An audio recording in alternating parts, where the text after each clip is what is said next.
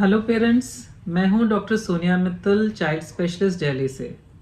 I hope मेरे parenting videos के through आपकी पेरेंटिंग जर्नी स्मूथ हो रही है, बिकॉज मेरा एम है कि आप अपने पेरेंटिंग के प्रोसेस को, जर्नी को एंजॉय करें, बच्चे को हेल्दी तरीके से पालें और बच्चे को हम कम से कम दवाएं दें। तो उसी सीरीज़ में आज का जो मेरा टॉपिक है वो है बच्चों में गैस। बच्चों में गैस बहुत कॉमन है और बहुत पेरेंट्स इससे परेशान रहते हैं और हमारे पास आके वो दवा मांगते हैं कि कुछ दवा हम उनके लिए रखें ताकि जैसे ही बच्चा रोए वो दवा दे दें और बच्चा शांत हो जाए। तो चलिए आज समझते हैं गैस क्या है, क्यों बनती है, इससे बच्चा क्यों इरिटेट होता है और उसको कैसे हैंडल करें। तो गैस बनना पेरेंट्स हम सब के शरीर में नॉर्मल है।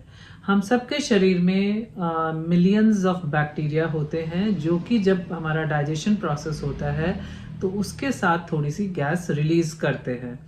तो आपको ये समझना है कि गैस बनना बिल्कुल नॉर्मल है, बच्चों में भी बनती है, हम में भी बनती है। पर छोटे बच्चे स्पेशली 1 to 2 वीक्स से लेके 4 to 6 मंथ्स तक के बच्चों में थोड़ा सा गैस में कई बार ज़्यादा बनने की वजह से बच्चे इरिटेट हो जाते हैं। तो इसमें क्या सिम्टम्स आते हैं? जब बच्चा गैसी होता है तो बच्चे को थोड़ा डिस्कम्फर्ट होता है, वो फसी हो जाता है, रोता ज़्यादा है, बट इन बिटवीन वो बच्चा नॉर्मल भी होता है। बच्चे का पेट इस समय टाइट हो सकता है, वो थोड़ा जोर लगाएगा, उसका मुंह लाल हो जाएगा और थोड़ा सा इस तरह से अपने करेगा गैस को रिलीज़ करने के लिए। तो ये जो सिम्टम है ये होगा, टेम्पररी होगा, थोड़ा उसका गैस रिलीव होगा, बच्चा फिर ठीक हो जाएगा। तो इट इज़ वेरी इंपॉर्टेंट कि बच्चा in between these crying episodes normal है, मतलब वो नॉर्मल बिहेव कर रहा है, नॉर्मल दूध पी रहा है, सूसू पॉटी सब कर रहा है और उसको कोई और इश्यू नहीं है, कोई फीवर नहीं है। सो दिस इज़ कि उसको बीच बीच में गैस ज़्यादा होने से उसको तकलीफ हो रही है और वो इरिटेट हो रहा है। अब ये बच्चों में, छोटे बच्चों में स्पेशली, जैसे मैंने कहा 1 to 2 वीक्स से लेके 4 to 6 मंथ्स में ये ज़्यादा क्यों होता है? इस टाइम पे जो बच्चे का इंटेस्टिनल सिस्टम है, गट सिस्टम है, वो इमेच्योर होता है। इससे बच्चे की एक तो गैस ज़्यादा बनती है, ऊपर से जो गैस रिलीजिंग प्रोसेस है, इंटेस्टाइन के मूवमेंट्स वो कम होते हैं। तो उसकी वजह से गैस रिलीज नहीं हो पाती तो बच्चे को डिस्कम्फर्ट हो जाता है। छोटे बच्चे जब रोते हैं तो मुंह खुला करके रोने की वजह से उसमें आसपास की एयर चली जाती है, तो उससे अगेन वो ज़्यादा गैसी हो जाते हैं, फिर वो डिस्कम्फर्ट करती है, फिर वो रोते हैं। सो एक विशियस साइकिल हो जाती है। तो इस टाइम पे कोशिश करिए कि बच्चे को अननेसेसरी ना रोने दें। अगर बच्चे की फीडिंग टेक्निक गलत है तो भी बच्चे बहुत सारी गैस या हवा पेट में ले लेते हैं। तो अगर बॉटल फीड आप करा रहे हैं और निप्पल में पूरा निप्पल मिल्क से कवर्ड नहीं है अंदर, तो उसमें साथ साथ गैस जाएगी।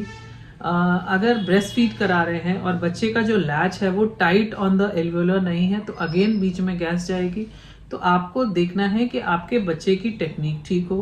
बच्चे को दूध पिलाते समय ज़्यादा अपराइट रखिए, मतलब थोड़ा ऊंचा करके रखिए। अगर ब्रेस्ट फीड करा रहे हैं तो एटलीस्ट 45 to 60 डिग्री का एंगल होना चाहिए बच्चे का। और जब आप ऊपर से दूध दे रहे हैं, चाहे चम्मच से, कटोरी से, बॉटल से, तो बच्चे को पूरा ऐसे 90 डिग्री बिठा के ऐसे करके दीजिए। इससे बच्चे को गैस कम जाएगी। तो आपने आई होप समझ लिया कि हमें करेक्ट टेक्निक से दूध पिलाना है। बच्चे को बर्प बीच बीच में कराना है, क्योंकि अगर बर्प से ही बच्चा ऊपर से जो गैस लिया है वो निकाल पाएगा। तो उसको बर्प कराने के भी 2-3 तरीके हैं। एक है कि बच्चे को आप शोल्डर से ऐसे करके, नॉर्मल जो हम करते हैं ऐसे करके आप थपथपा दीजिए, इससे बच्चे की गैस रिलीज हो जाएगी। आप नहीं तो बिठा के भी, बच्चा ऐसा बैठा हुआ है पर उसका ऊपर का हिस्सा हमने ऐसे बिठा दिया और इसमें हम पार्ट करेंगे, इससे भी बच्चे को बर्प हो जाता है। और कई बार अगर बच्चा बहुत इरिटेट हो रहा है तो आप उल्टा कर दीजिए अपने बच्चे का पेट आपके थाई पे। इससे क्या होगा कि थाई से बच्चे का पेट दब जाएगा और गैस ऊपर से या नीचे से रिलीज हो जाएगी। तो बच्चे को हमें करेक्ट टेक्निक से ब्रेस्ट फीड या बॉटल फीड कराना है। बच्चे को बर्प जरूर कराना है। बच्चे को अगर रो रहा है बहुत ज़्यादा तो उसका रोने को हमें शांत करना है, क्योंकि रोते समय बच्चे गैस ले लेते हैं।